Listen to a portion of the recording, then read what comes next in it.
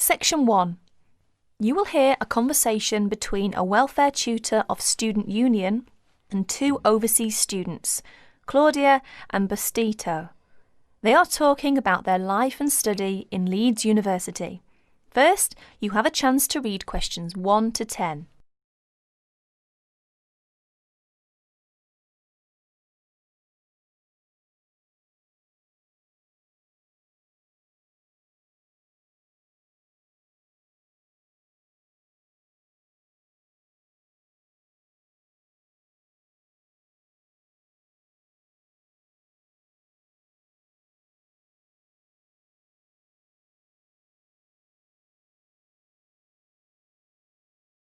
Now listen carefully and answer questions 1 to 10.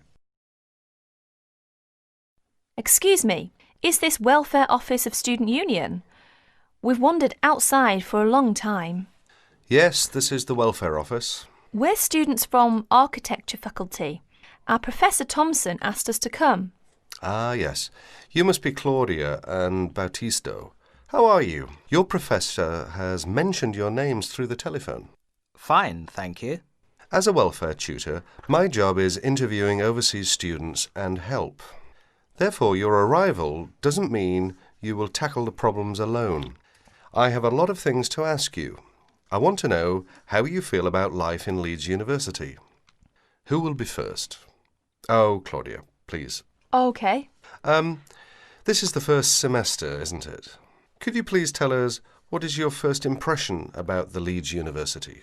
Well, when I first came to this university, I was struck by how quiet it is here in the evening. The shops close so early. In the States, you can always buy what you want in the evening, but here, shops close before 5:30.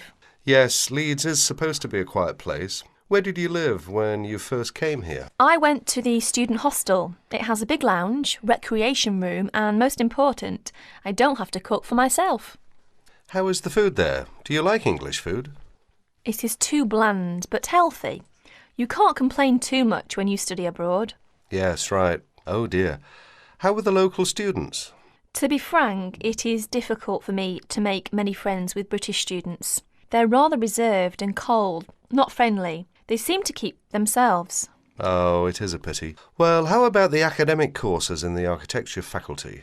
Well, I'm doing my master's degree in this department. All right. How are you finding your courses? I really love my work. I did pretty well. I've enjoyed the courses, but the lecturers are very busy, and you hardly have contact with them. Well, that doesn't sound good. What is your suggestion to improve your course? Well, in my opinion, I think it is advisable to have regular meetings with lecturers. For example, once a week or a fortnight. Regular meetings. That sounds great. Thank you, Claudia. We will come back to you in a minute, and then we will ask Batisto. Batisto, are you from the Philippines? Manila, to be exact. And how did you feel about the Leeds University when you first came here? Interesting. It is an interesting place. The city is beautiful. Everywhere is green and lush. It is very cool in summer. I like summer here, but the winter is awful. The drizzle is terrible. Everywhere is cold and wet. How about your accommodation? Do you like it? Well, at first I lived with a family. They are friendly. They have twins. They are of the same age as me, and we all like soccer very much. However, it is noisy and difficult to study. Oh, I see. 2 months ago, I moved out of the family and now live in the student dormitory with another 3 students. It is much cheaper. They are very friendly, and I like to live there. And what about your courses? Do you like it? I am doing my bachelor degree. Apart from language difficulties, how do you find out about your studies? Well, but Yes, go on. the main difficulty for me is that the computer centre closes so early and it is always busy and crowded. Students are fussy about it. It is very difficult for me to practice my work. You are not the only person in that position. But can you reserve the computer room? No, we cannot. But it would help if we could reserve the computer time. Yes, I'll look into that and see if we can improve the things over there. Now let's go back to Claudia. That is the end of section 1. You will have 30 seconds to check your answers.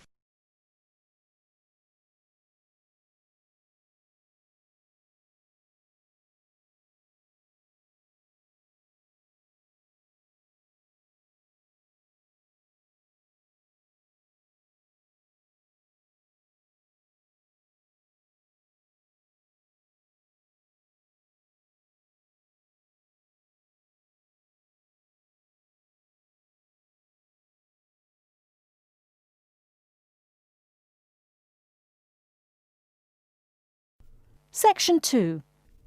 You will hear a conversation between a visa officer and an applicant. You have 30 seconds to read the questions first.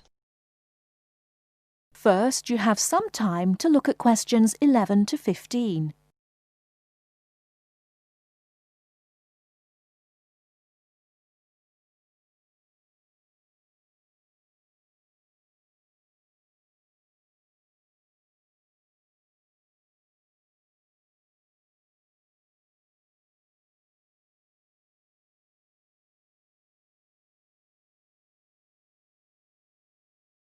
Now, listen carefully and answer questions 11 to 15.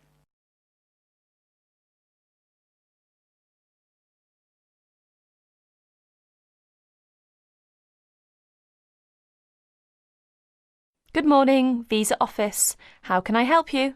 Good morning. I'd like to apply for a visa to Australia, please. Certainly, sir. I'll just get a form and then I'll need to take some details down. OK, here we go. Right. Can I have your name, please? Yes, it's Akamora, Kelly Akamora. How do you spell that, please? K-E-double-L... No, your family name, please. Oh, sorry. It's O-K-A-M-U-R-A. O-K-A-M-U-R-A. And your address? Apartment 106, Kingston Street, Hawaii. Kingston Street, Hawaii.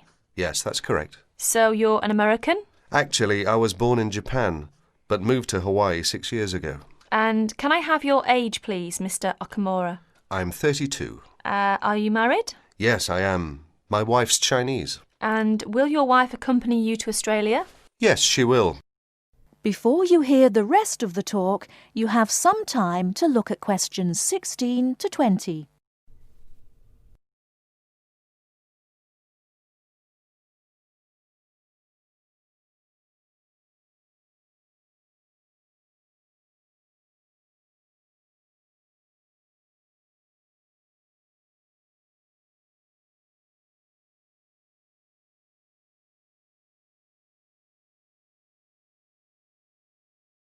Now listen and answer questions 16 to 20. And will your wife accompany you to Australia? Yes, she will. In fact, that's the reason we want to go. Her sister lives in Sydney. And do you have any relatives living in Australia? I used to have an uncle, but he died several years ago. Now there's only my sister-in-law and my wife's cousin. So the purpose of your trip is to visit your wife's relatives, am I correct? Well, not exactly. Mainly because I have my own training company and I will be looking for business opportunities. Although I do want to do some travelling as well. You know, see some of the sights, that sort of thing. Although I don't intend to work in Australia. And your wife, what will she be doing? She'll be studying English. She wants a student visa. And how long do you plan to stay? About 1 year, I guess. Well, I'm afraid a standard tourist visa is only valid for 30 days, although in your case, we can issue you with a business visa. Business visas last for 6 months, but you will be able to renew it. We can give your wife a 12-month visa though. 6 months is okay, so what do I need to do now? Come along to the office any time during weekdays, but it must be office hours. We close at 5:30. And bring along 2 passport-size photos, and your passport, of course. Your wife will also need 2 photos, so that's 4 passport-size photos in total. Okay, thank you for your help. Bye. Bye. That is the end of section 2.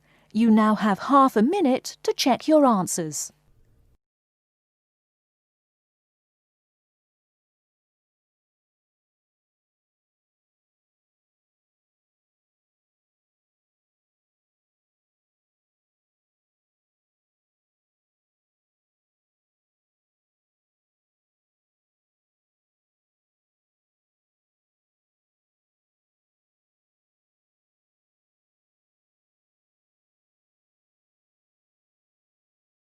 Now turn to Section 3.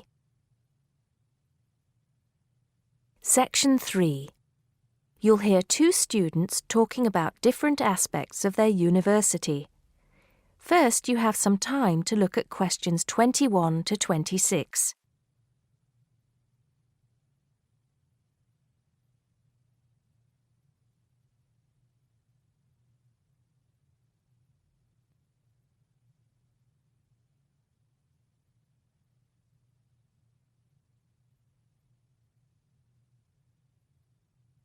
Now listen carefully and answer questions 21 to 26. Great party last night. You should have come. But anyway, so what have we got to do here? We're supposed to fill this form in by ourselves, but I'm sure it's okay if we chat about it first, don't you think? Yeah, sure.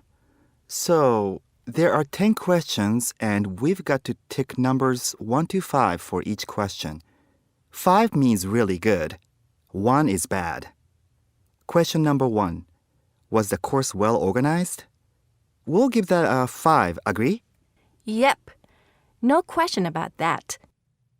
What does question 2 mean, though? Was the teacher flexible? Is it good to be flexible? Well, that means, was the teacher very strict?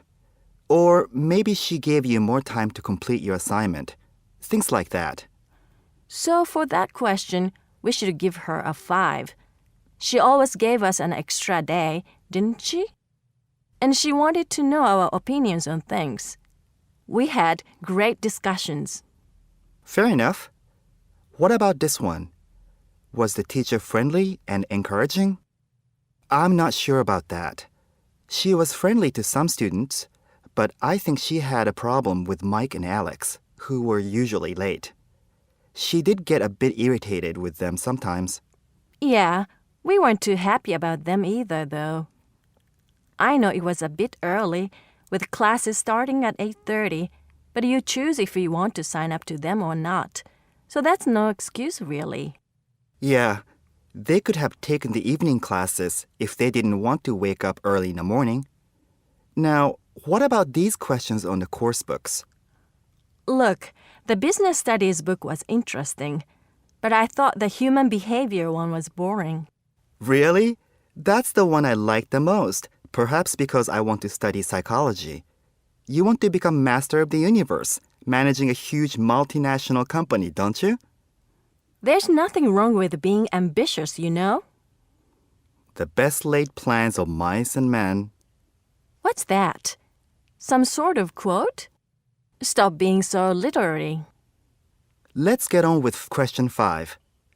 Did you find the campus library a useful resource? Well, most of the books I wanted had already been taken out, but the internet access was definitely useful. Let's give that a 4. Okay, and the staff there were always friendly and helpful.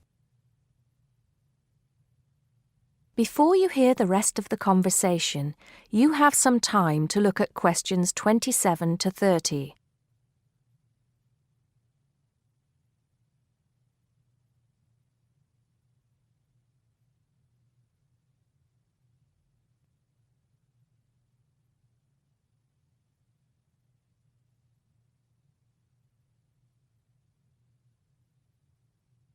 Now listen and answer questions 27 to 30.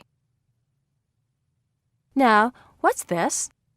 You know, they keep going on at us about how we don't use the off-campus library enough. I suppose this question is to test if we know where things are there. So here's a plan of the library. You use it more than me. I've only been there once, actually. You tell me. Right. So as you go in, the librarian's desk is on your right. Directly opposite is the section for new publications, new books the college has acquired. Some of them are actually written by our own teachers, interestingly enough. Then there's lots of seating and the computers. Behind that, we've got the periodicals, newspapers and magazines. And that's before the reference section. You know, with the books you can't take out. Dictionaries and encyclopedias? That sort of stuff. Now, I do know where the management section is. It's right at the end on the left, isn't it? Just before the stairs up to the lecture theater. No. Sorry. Management and business studies, along with marketing, are all, as you said, at the back, but on the right. Oh, so what's on the left then? That's the fiction section, or literature. Now, if you want to photocopy something, where do you go? I think I remember. Isn't it one of the rooms after the entrance on the right? Yeah. It's between the multimedia room and the seminar room. They're all behind the librarian's desk. What about the toilets? For those, you have to go downstairs. That's where the computer studies section is too, for some reason. Let's get on with the next question. That is the end of section 3. You now have half a minute to check your answers.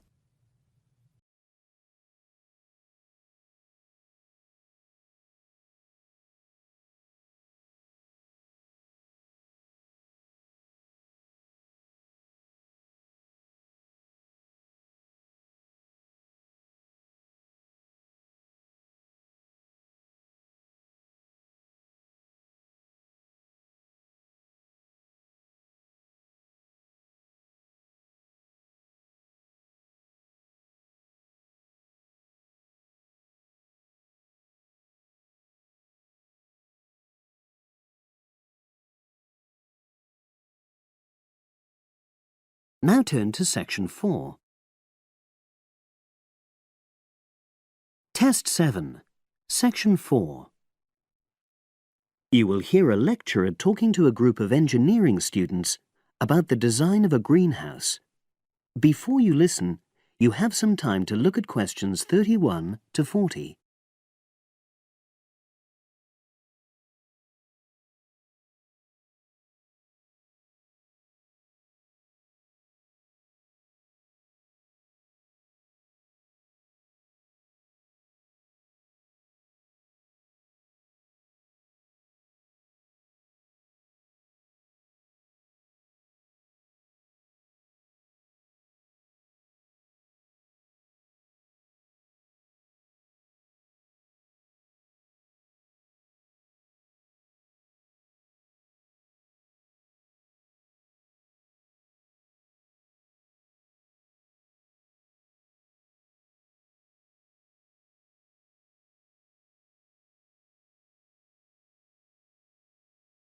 Now listen and answer questions 31 to 40.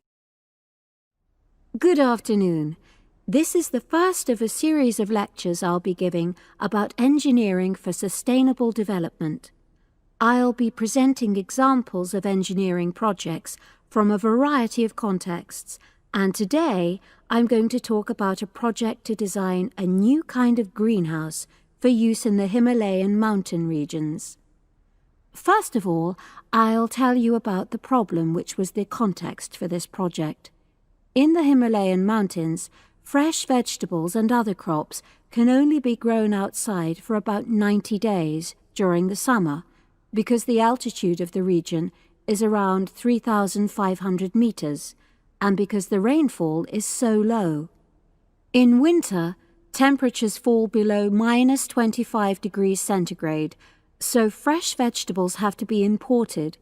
They arrive by truck in summer or by air in winter, which makes them expensive. Local people rely on dried leafy vegetables and stored root crops during the winter, and rarely eat fresh vegetables. But despite the sub-zero temperatures, the skies over the region are cloudless, and there are over 300 sunny days per year. So, an engineering solution was needed to exploit the sun's energy and protect locally produced plants from freezing during winter. And in fact, there had been programs in the past to provide greenhouses, but these were unsuccessful. The greenhouses weren't adapted for local conditions, so they tended to fall into disuse. So, a few years ago, a project was initiated to design a better greenhouse, one which would meet the criteria for sustainability.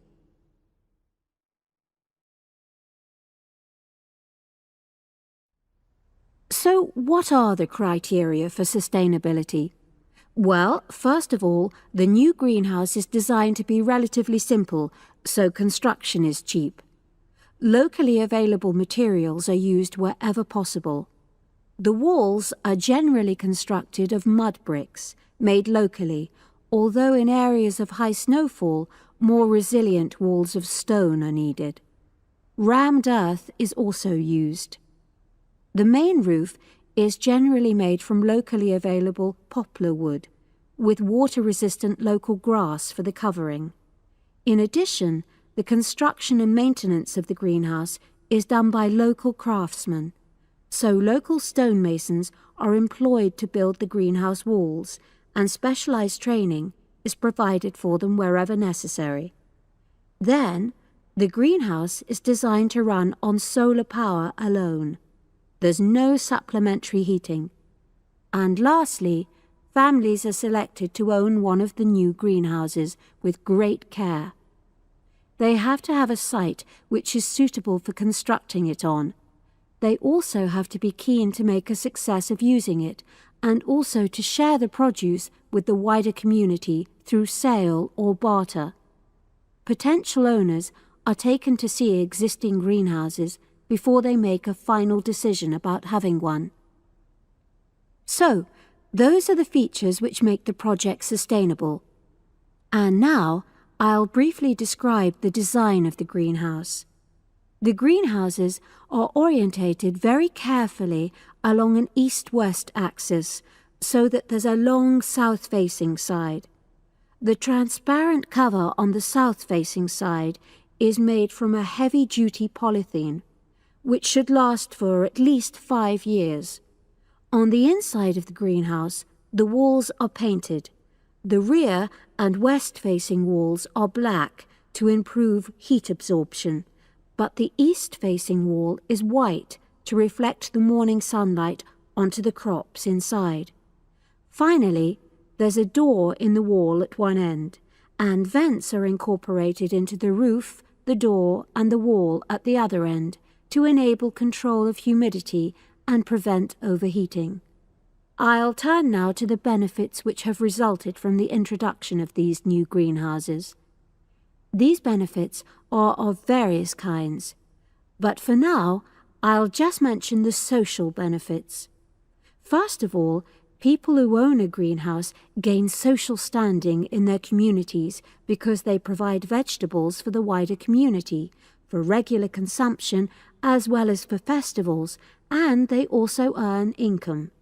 Secondly, because in rural areas it is women who usually grow the food, the greenhouses have increased their opportunities. They bring the benefits of improved nutrition and increased family income from the sale of surplus produce. And thirdly, as a result of their improved financial position, some families can now afford to educate their children for the first time.